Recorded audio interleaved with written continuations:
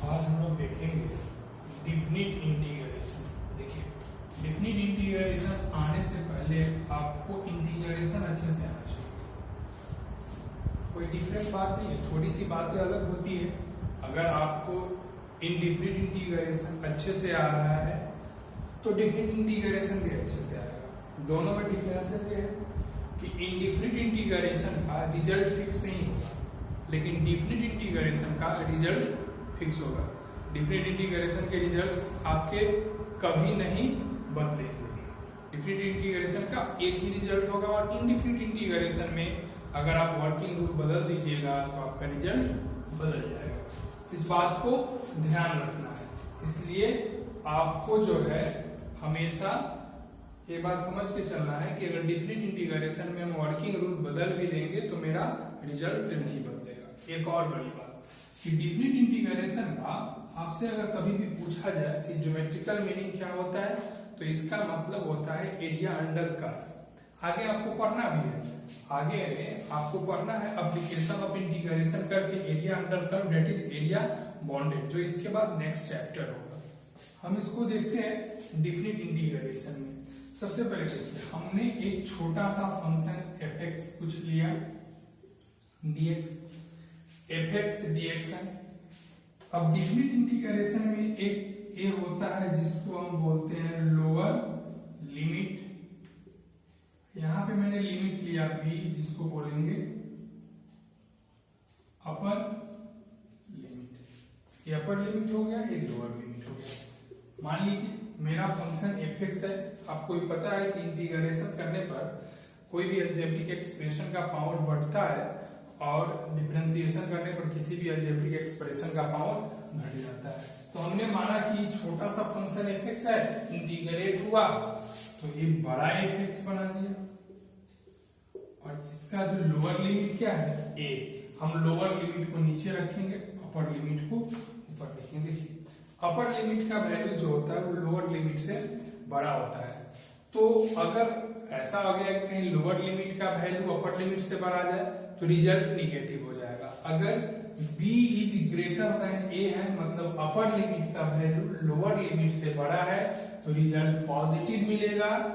अगर lower limit का value upper limit से बड़ा है तो रिजल्ट हमको निगेटिव मिलेगा। अब देखिए, अब इसके बाद क्या होता है कि हमने इसको इंटीग्रेट किया तो हमको कैपिटल एफ मिला। हम क्या करेंगे, अब यहां तक के बाद पहले हम इंटीग्रेट कर देंगे, उसके बाद अपर लिमिट का वैल्यू पुट कर देते हैं, घटाओ फिर लोअर लिमिट का वैल्यू पुट कर देते हैं और जो रिजल्ट आ जाएगा वही आपका आंसर हो जाएगा। अब एक और बात सीखना है, आप इनडिफिनिट इंटीग्रेशन जब पढ़ते थे तो आपने उसमें एक इंटीग्रेटिंग कांस्टेंट सी देते थे हमेशा। जैसे आप बनाते थे रिजल्ट कुछ आता था sin x प्लस सी, cos x प्लस सी। तो इनडिफिनिट इंटीग्रेशन में इंटीग्रेटिंग कांस्टेंट होगा, डिफिनिट इंटीग्रेशन में इंटीग्रेटिंग कांस्टेंट नहीं होगा। अब आपके मन में आ रहा होगा कि सर कैसे पता चलेगा कि नहीं होगा, तो मैं अभी इसको बता रहा हूं। इसके साथ ही बात को समझ के चलिए कि f(x) is must be continuous function in the interval a, b। f(x) जो होना चाहिए वो डिफाइंड होना चाहिए और कंटिन्यूअस, ये जो फंक्शन है इस इंटरवल में वो कंटिन्यूअस होना चाहिए। अगर नहीं कंटिन्यूअस होगा तो वो नहीं होगा और वो डिफाइंड भी होना चाहिए। कंटिन्यूअस फंक्शन है डिफाइंड। जैसे मान लीजिए आपने अगर साइन इनवर्स x का इंटीग्रेशन किया तो साइन इनवर्स x का रेंज क्या होता है, -1 से लेकर +1। तो आप इसको -1 से लेकर +1 के बीच में ही आप इंटीग्रेट कर सकते हैं। ऐसा नहीं कि कहीं से कहीं इसको हम इंटीग्रेट नहीं कर देंगे। इस बात का थोड़ा सा ध्यान रखेंगे। जहां पे फंक्शन डिफाइंड नहीं है वो अपर लिमिट और लोअर लिमिट में बिल्कुल ही नहीं होगा। अब यहां देखो, मैं आपको बताता हूं कि ये आपका इंटीग्रेटिंग कांस्टेंट क्यों नहीं होगा। चलिए, a से लेकर b dx मान लीजिए इंटीग्रेट होकर कैपिटल f(x) प्लस c बनाया, इंटीग्रेटिंग कांस्टेंट लग गया।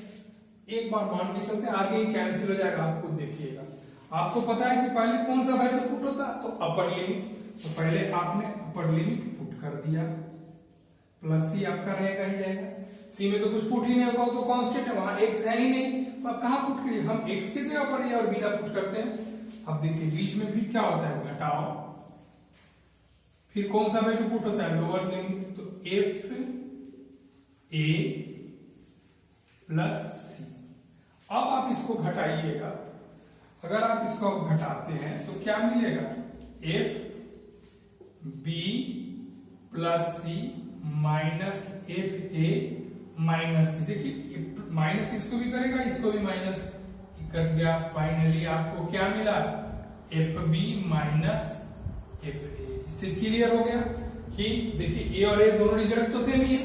इससे आपको एक क्लियर हो गया होगा कि डिफिनिट इंटीग्रेशन में आपका इंटीग्रेटिंग कांस्टेंट का वैल्यू यूज नहीं होगा। आप इसको स्क्रीनशॉट ले सकते हैं। और दूसरी बात, आपसे कभी भी कोई पूछेगा तो what is the geometrical meaning of definite integration, तो एरिया अंडर कर्व, जो मैं आपको नेक्स्ट आगे के चैप्टर में को पढ़ाऊंगा। देखिए अब हम कुछ क्वेश्चन डिफिनिट इंटीग्रेशन का चलते हैं। हमने आपको पहले ही बताया है कि डिफिनिट इंटीग्रेशन में आपको इनडिफिनिट इंटीग्रेशन आना चाहिए। सबसे पहले देखते हैं, एक छोटा सा इंटीग्रेशन है x का पावर 4 dx 2 से लेकर 3 तक।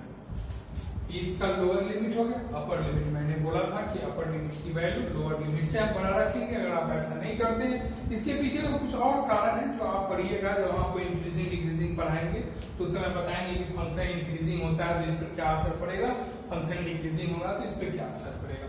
अभी चलते हैं, डिफिनिट इंटीग्रेशन तो चालू नहीं हुआ। अब देखिए तो इसका इंटीग्रेशन क्या होगा, x का पावर 5/5 और 2 से लेकर 3 तक। आपने पढ़ा ना 4 + 1/4 + 1 इंटीग्रेटिंग कांस्टेंट, तो नहीं होगा अपना। चलिए क्या होगा, 3 का पावर 5 माइनस 2 का पावर 5/5, ये आपका आंसर। अब इसको सिंप्लीफाई कर लीजिए, 3 का पावर 5, ये आपका काम है। अब आगे देखते हैं, मेरा कोई क्वेश्चन है x का पावर x, e का पावर x dx 1 से लेकर 9 तक, क्या मिलेगा। आपको पता है कि e का पावर x इंटीग्रेट होकर e का पावर x ही रह जाता है, तो आप क्या करिएगा, इसको 1 से लेकर 9 अपर लिमिट, e का पावर 9 माइनस e का पावर 1, फाइनली e का पावर 9 माइनस e, अगर आप कॉमन ले लेते हैं e, तो e का पावर 8 माइनस 1 आपका बन गया। इसको हम भी और सारा क्वेश्चन देखेंगे। देखिए अगर हमको कोई क्वेश्चन ऐसा मिल रहा है कि 1 dx 1/x 3 to 9, कुछ ऐसा आपको क्वेश्चन मिला तो आप करें ना, 1/x का क्या हो जाता है, log x में आपका लोअर लिमिट कौन है आपका 3, अपर लिमिट 9 है, तो ये क्या हो जाएगा, log 9 माइनस log 3 डिवाइड में जाएगा ना, तो क्या होगा log 9/3। आपने पढ़ा ना, जब log माइनस में होता आपने पढ़ा होगा log m minus log n is equal to क्या होता है, log m/n log a plus log b, जब ऐड में होगा तो log a b हो जाता है, जब ऐड में होगा तो मल्टीप्लाई में जाएगा, जब सब्सट्रैक्ट में होगा तो डिवाइड में जाएगा। अब इसको आप कैंसिल कर सकते हैं 3, फाइनली आपको क्या मिला, log 3। अच्छा अब इतना देखने के बाद आपको ये पता चल रहा होगा कि अगर हमको इंडिफिनिट इंटीग्रेशन अच्छे से आ रहा है तो डिफिनिट इंटीग्रेशन भी सही से आएगा। अगर नहीं आ रहा तो आप इंडिफिनिट इंटीग्रेशन के सारे प्लेलिस्ट का वीडियोस देख जाइए, आपको सबका सब समझ में आ जाएगा, ना आने का तो सवाल ही नहीं है। उसके बाद आप अटेम्प्ट कर सकते हैं क्वेश्चंस पे, हम आपको और सारा क्वेश्चन करके दिखाते हैं, फिर हम आपको एक्सरसाइज भी बताएंगे कि कहाँ से एनसीईआरटी में बनाना है, फिर देखते हैं आगे क्वेश्चंस। अब हम लोग अगला क्वेश्चन देखते हैं, 2x/x² + 1 dx 2 से लेकर 4, lower limit upper limit.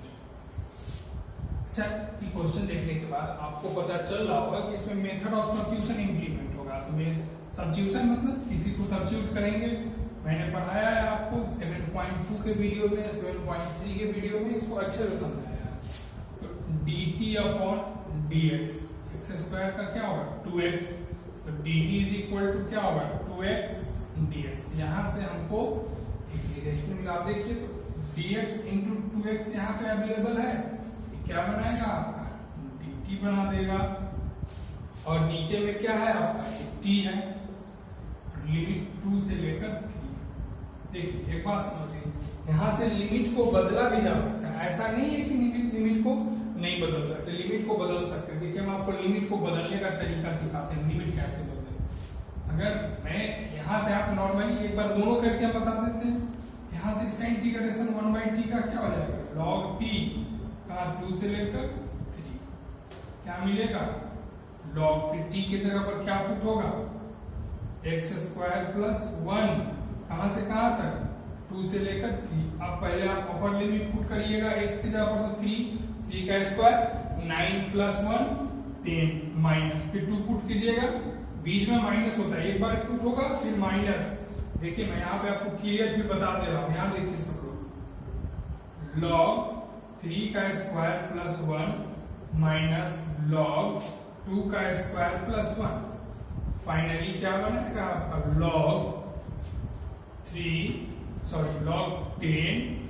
Minus log 2 to the 4 over 5, finally आपको मिला log 10/5, 2 टाइम्स कैंसिल होगा तो आपको log 2 रिजल्ट मिल गया। ये आपने विदाउट चेंज ऑफ लिमिट बनाया, हमने इसमें लिमिट को चेंज नहीं किया। अब देखिए, अब अगर हम इसके बाद से लिमिट को चेंज करते हैं, मैं इसी क्वेश्चन को फिर से आपको बता रहा हूं कि अगर आप लिमिट को चेंज कर दीजिएगा तो कैसे बनेगा। यहां तक तो आपका नोट हो गया, वीडियो को पॉज करके आप स्क्रीनशॉट ले लीजिए, नोट कर सकते हैं। अब हम इसको लिमिट के विदाउट, यहां तक तो दोनों में वर्किंग रूल सेम ही रहेगा, इसके बाद लिमिट को चेंज करने का आपको तरीका बताते हैं। देखिए कैसे चेंज होगा,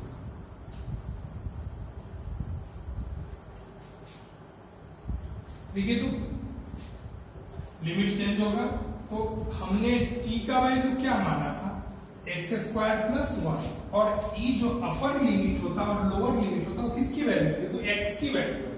मेरे लिए t इज इक्वल टू क्या है, t is equal to x² plus 1। एक बार t x का वैल्यू कितना लेंगे, एट x इक्वल टू 2, और एक बार होगा आपका एट x इक्वल टू 3। तो आपके लिए x का वैल्यू जब 2 होगा तो t इज इक्वल टू क्या मिलेगा, 2 to the 4 over 5, और यहाँ पे t का वैल्यू क्या मिलेगा, 3 3 9 और 1 10। तो आपका क्या रिजल्ट मिला, t का वैल्यू 5 हो गया और t का वैल्यू 10। तो t का वैल्यू 5 कब आ रहा है, जब आप x इक्वल टू 2 पुट कर रहे हैं तो 2 की जगह पर आप 5 लिखेंगे, और t का वैल्यू 10 कब आ रहा है, जब x इक्वल टू 3 पुट करें तो आप 10 लिखेंगे। क्या हो जाएगा, log t कहां से कहां तक, 5 to 10, क्या होगा log 10 माइनस log 5, फाइनली क्या मिलेगा, तो log 10/5 आपको रिजल्ट मिल गया log। आप देखिए, आप अगर इसको चेंज कर दे रहे हैं तो उससे भी कोई असर नहीं पड़ेगा, लेकिन देखिए जब अभी छोटा क्वेश्चन था इसमें तो नवी चेंज किए तो आपका काम चल गया, लेकिन क्वेश्चन जब बड़ा हो जाएगा, हाईली कैलकुलेटिव होगा, तो उस केस में आपको चेंज करना जरूरी है। अगर आप चेंज नहीं कीजिएगा तो इतना बड़ा कैलकुलेशन मिल जाएगा कि आप कैलकुलेट करते करते परेशान हो जाइएगा और क्वेश्चन गलत हो जाएगा।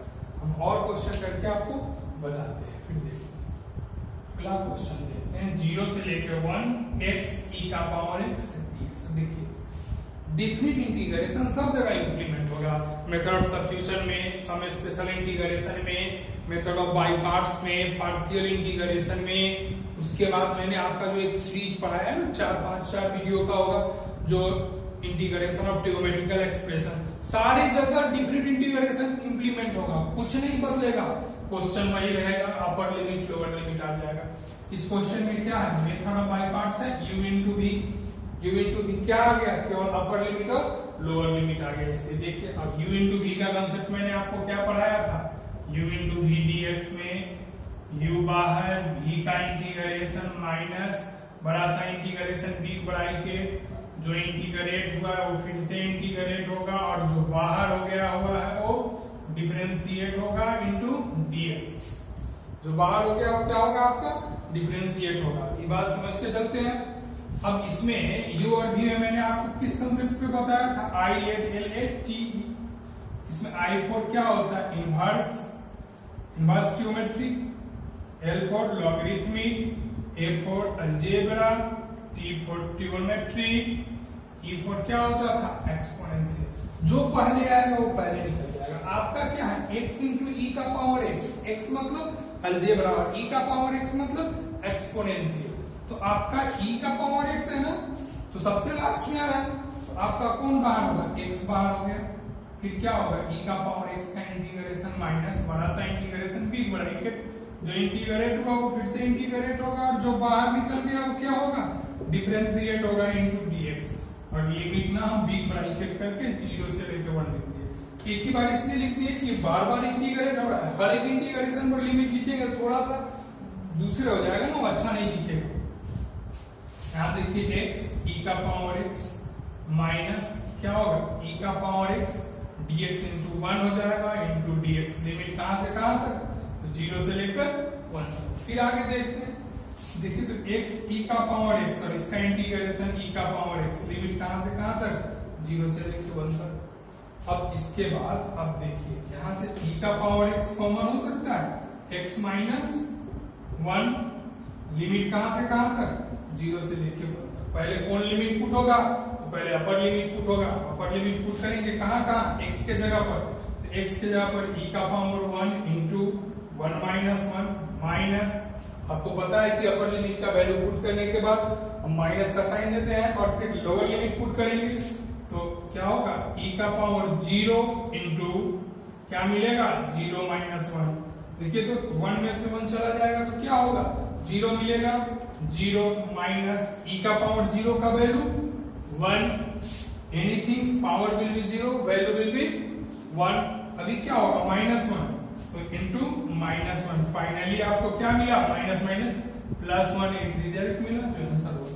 अब आप क्या देख रहे हैं कि इसमें मेथड ऑफ बाय पार्ट्स लगा, पार्शियल भी होगा उसमें भी लगेगा, कोई भी इंटीग्रेशन होगा उसमें लगेगा। इसमें एक और स्पेशल केसेस पढ़ने होते हैं जो बहुत ज्यादा हार्ड क्वेश्चंस के लिए, उस केस में आपको पढ़ना होगा कि प्रॉपर्टीज ऑफ डिफिनिट इंटीग्रेशन। तो हम आपके नेक्स्ट वाले सेशन जो होगा, इसी में डिफिनिट इंटीग्रेशन का नेक्स्ट सेशन जो होगा उसमें कल हम आपको पढ़ाएंगे। इसमें हम और आपको, जैसे मैंने आपको बाय पार्ट्स का क्वेश्चन करके दिखाया, एक छोटा सा क्वेश्चन मैं आपको पार्शियल का भी करके बता रहा हूं, देखते हैं। अगला क्वेश्चन देखते हैं हम लोग, dx upon x minus 1 into x minus 2। इसका लोअर लिमिट और अपर लिमिट कुछ रख लेते हैं।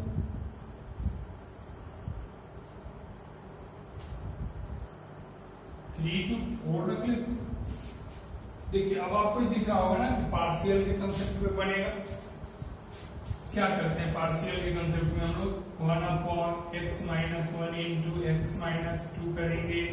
a अपॉन क्या होगा, x minus 1 plus b upon x minus 2, 1 upon x minus 1 into x minus 2, a into क्या हो जाएगा x minus 2 plus b into x minus 1। इसका एलसीएम होता है x minus 1 into x minus 2, cancel होगा।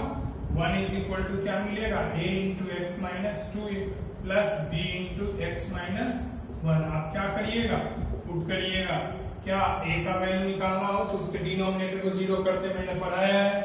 तो क्या होगा x इक्वल टू 1, तो क्या मिलेगा x इक्वल टू 1 पुट करिएगा तो a का वैल्यू यहाँ जैसे 1 पुट करिएगा तो क्या मिलेगा, minus 1 is equal to minus a, तो a का वैल्यू आपको फाइनली माइनस 1 मिलेगा।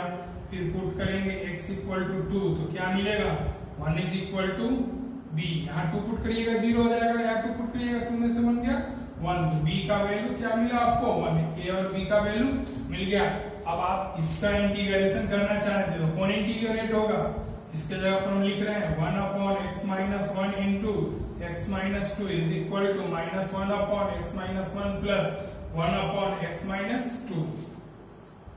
वो आपका इसको इंटीग्रेट करेंगे रिजल्ट आ जाएगा, तो हम उसको इंटीग्रेट करते हैं, क्या मिलेगा, पहला है माइनस 1 बाहर माइनस बाहर होगा, dx upon x minus 1, limit कौन है 3 से लेकर 4, प्लस फिर क्या होगा dx upon x plus x minus 2, क्या होगा आपका, तो लिमिट 3 से लेकर 4, इसका क्या हो जाएगा माइनस लॉग अच्छा अगर लिमिट आप इस दोनों का तो लिमिट सेम ही है तो रहने देते हैं, आगे कर लेंगे इसको।